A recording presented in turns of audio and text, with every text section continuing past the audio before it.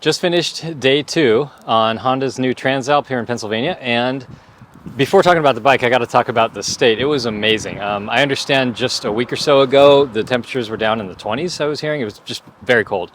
A little bit of precipitation, that sort of thing. And as you can see, this is the weather we've had the past couple of days, so it was unreal experience, which obviously bodes well for people saying nice things about the bike, because you can't really beat the ride we did. It was incredible. Looking for more exciting motorcycle travel, editorial, reviews, news, and resources for planning your next motorcycle tour?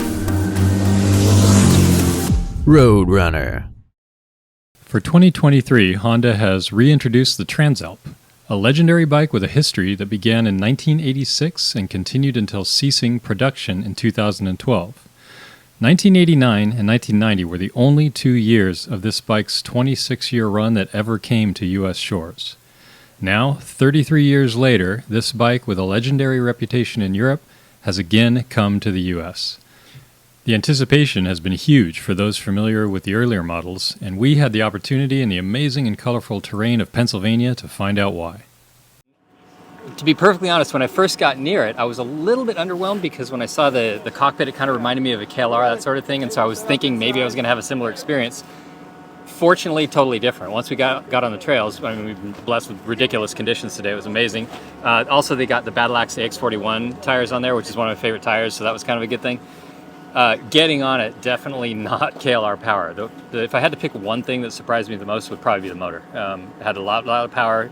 Experimenting with the different ride modes, especially in sport mode, it will give you more than you would expect from what's being considered like a middleweight adventure bike, budget adventure bike. So far, been great. Haven't done anything super technical yet, so I'm really curious to see what the day brings, but in the roads we've been doing, just been liking it a lot.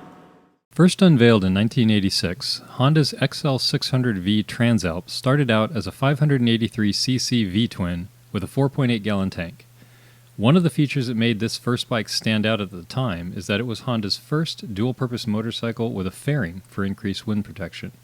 It wasn't until 14 years later that Honda released the XL650V Transalp, which increased the engine size to 647cc, but oddly reduced the fuel tank to a mere 2.5 gallons. In 2008, the XL700V Transalp again upped the engine displacement to 680cc, went back to nearly the original fuel capacity at 4.7 gallons, and introduced fuel injection and a smaller 19-inch front wheel. In 2022, a completely redesigned XL750 Transalp was unveiled at EICMA, now featuring a parallel twin engine, unlike all the previous generation's V-twins. Here in Pennsylvania, we were riding the new 2024 Transalp featuring an 8-valve, 755cc Unicam parallel twin with a 270-degree crank. The Transalp is positioned in the exact center of Honda's adventure motorcycle lineup, with the Africa Twin occupying the heavyweight side and the CRF 300L Rally at the opposite lighter end of the spectrum. The Transalp's Showa suspension has 7.9 inches of travel up front and 7.5 inches of travel in the rear. The standard seat reaches 34.2 inches, and there's also an available low saddle at 32.5 inches. A quick shifter is included as standard equipment, and perhaps most surprising for a bike under $10,000, the Transalp includes a full complement of tunable ride modes. The Transalp is a reboot of a long discontinued bike, and since 2015 I've also spent a great deal of time on another Honda design reboot, the Africa Twin. By comparison, the Transalp feels significantly smaller, more narrow, and lighter. Aside from the physical dimensions of the bike, one reason for this lightweight handling feel which stood out was the new engine. The Transalp includes a very similar ride mode package as the Africa Twin, just slightly simplified. Similar to the Africa Twin, there are 4 preset ride modes which have different names but describe almost the same features. However, the Transalp sheds things like a second customizable mode, a few levels of torque control, and the G button featured on the larger bike. That said, the system looks extremely similar. Exploring the modes was super fun on this bike because they changed the temperament so significantly. Standard mode felt like the ideal, relaxed power delivery one would want for general touring. For my tastes, gravel and rain mode tamed the bike too much, and I found myself going between standard and sport.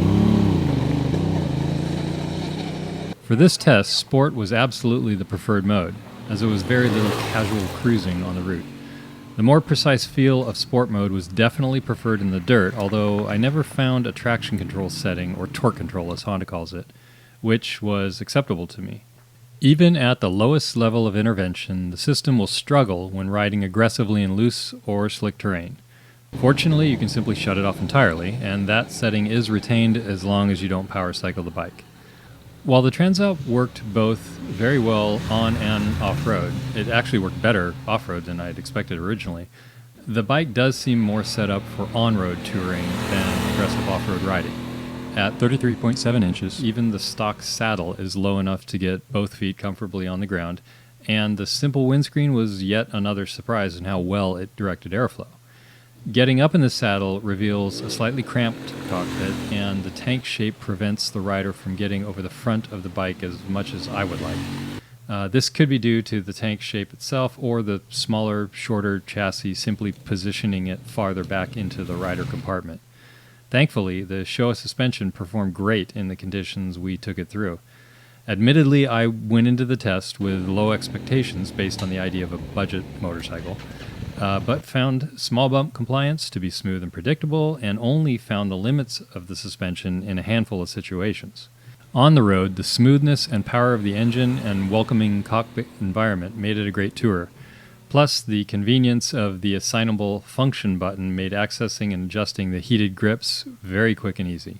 The dirt sections we did, I've ridden through parts of this area, actually sort of the circumference of this area, but not in this area, in the center, more towards the northeast and down the East Coast, things like that. So I've seen some of this, and it seems like we got a sampling of the best of what this part of the country has to offer.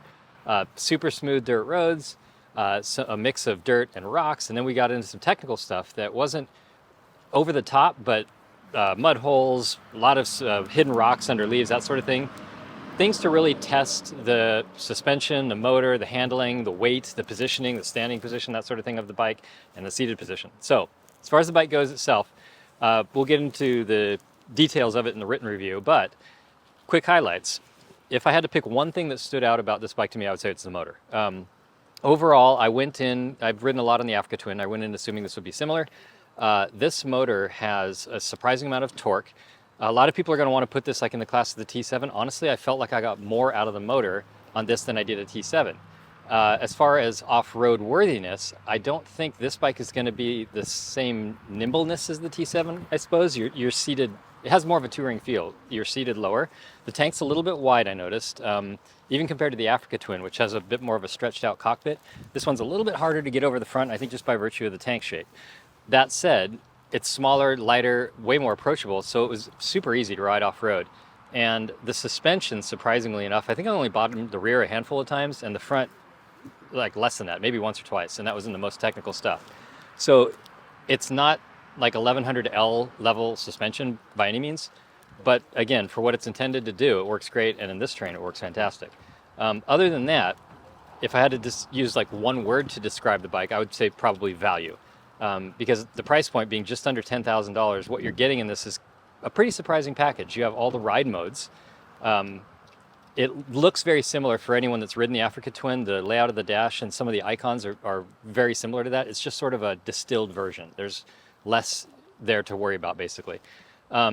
People who were not fans necessarily of the complexity of the Africa Twin, you're going to have similar issues with this. It's the same vibe, just less of it.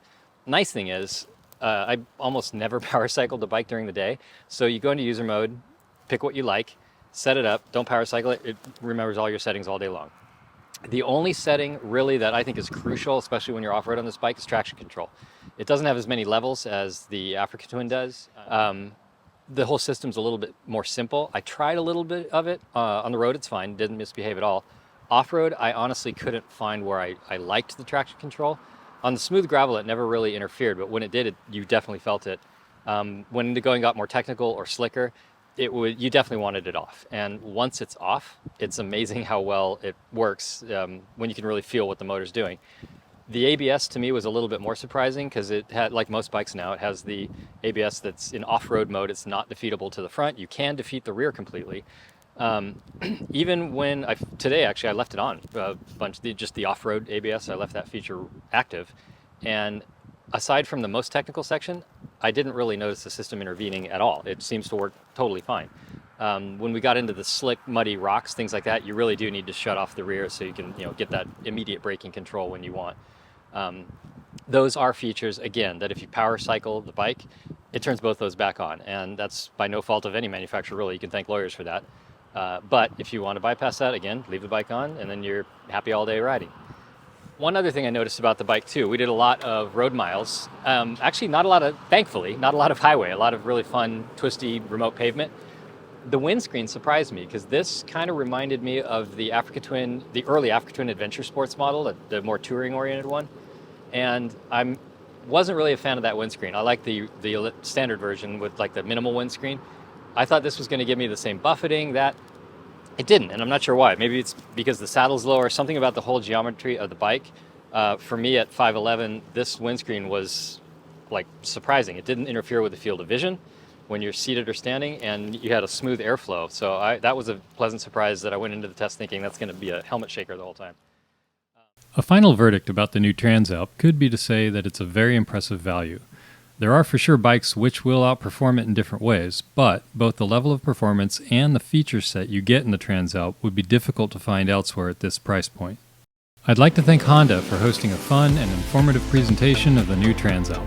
It was a blast to ride through the fall colors of Pennsylvania and learn what this new bike is all about. Thanks for watching. If this video was helpful, please like and subscribe, and hope to see you on the trail.